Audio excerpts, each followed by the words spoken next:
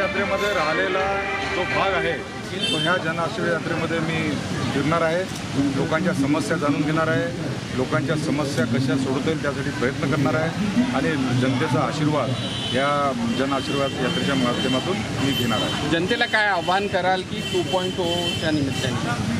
जनतेला मी हेच आव्हान करणार आहे की आपण ज्यावेळेस आपल्या मुलीसाठी मुलगा बघतो किंवा मुलासाठी मुलगी बघतो, आपण ज्या पद्धतीने चौकशी करतो, आपण लोकप्रतिनिधी निवडत असताना त्या लोकप्रतिनिधीचा बॅकग्राऊंड काय आहे, तो आपल्या समाजाशी आपल्या परिवाराशी प्रामाणिक आहे की नाही, त्याचं शिक्षण किती आहे, तो क्रिमिनल चार्जेस त्याच्यावर किती लागलेला आहे, आणि मेन म्हणजे राजकारण तो कशासाठी करत आहे, राजकारण त्याचा धंदा आहे का, की राजकारण तो समाजसेवेसाठी करत आहे, हे सगळं विचारपूस करून आपण उमेदवाराला आपल्या प्रतिनिधीला आपण निवडलं पाहिजे। ह्या जनआशीर्वाद यात्रेच्या माध्यमातून हा निरोप मी लोकांना देणार आहे।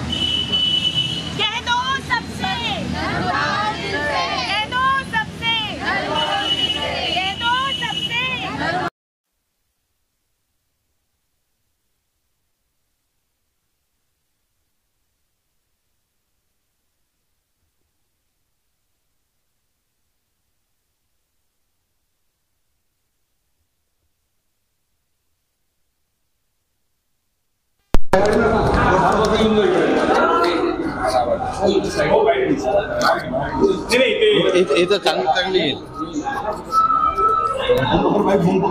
इकडे हे पकडा तुम्ही घ्या इथं लावा। 15 जानेवारी ते 15 फेब्रुवारीला माझी काढली होती।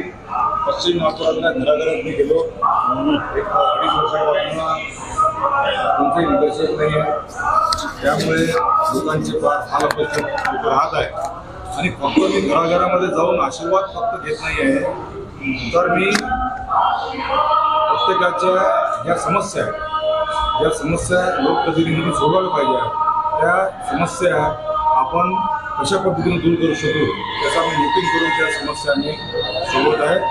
आणि 15 जानेवारी ते 15 फेब्रुवारीला माझा जवळपास 70% भाग पश्चिम नागपूर झाला। उरलेला जो भाग आहे त्याची सुरुवात ही जनआशीर्वाद यात्रा 2 आम्ही त्याला म्हणणार आहे। या भावा बुद्ध विहार या पवित्र वास्तूतून आम्ही याची सुरुवात करतो. हो, एक व्हिडिओमध्ये तुम्ही राजकारणावर टीका केलेली आहे, यांचा धंदा झालेला आहे आणि त्याला स्वच्छ करण्यासाठी तुम्ही पुन्हा विधानसभेची तयारी करत आहे. आपण ज्यावेळेस समाजामध्ये आपण जेव्हा जातो तेव्हा असं समाजातल्या लोकांना अशी त्यांची इच्छा असते की शिकलेले लोक राजकारणात आले पाहिजे आणि फक्त शिकलेले नाही, शिकलेले काम करणारे लोक राजकारणात आले पाहिजे, जेणेकरून राजकारण त्यांच्यासाठी समाजसेवेचं माध्यम आहे अशा लोकांनी राजकारणात आलं पाहिजे. हे मला ज्यावेळेस माझे जन आशीर्वाद यात्रेमधून मला लोकांकडनं कळलं त्या दृष्टीने माझी तयारी म्हणा किंवा माझे प्रयत्न आहे. आणि खरोखरच आज बहुतांश राजकारण हा धंदा झालेला आहे. त्यांचा परिवार, त्यांचं राजकारणाच्या पैशातून आलेल्या सगळ्या पैशावर चालत असतं. आणि मी स्वतःला माझं राजकारण हे समाजकारणाचं माध्यम म्हणून मी हा माझा पुढचा राजकीय प्रवास मी करणार आहे. आणि लोकांचा भरपूर प्रतिसाद मला पहिल्याही जनआशीर्वाद यात्रेत मिळाला. ह्याही जनआशीर्वाद यात्रेला लोकांचा प्रतिसाद आणि आशीर्वाद मला मिळेल याची मला शाश्वती आहे.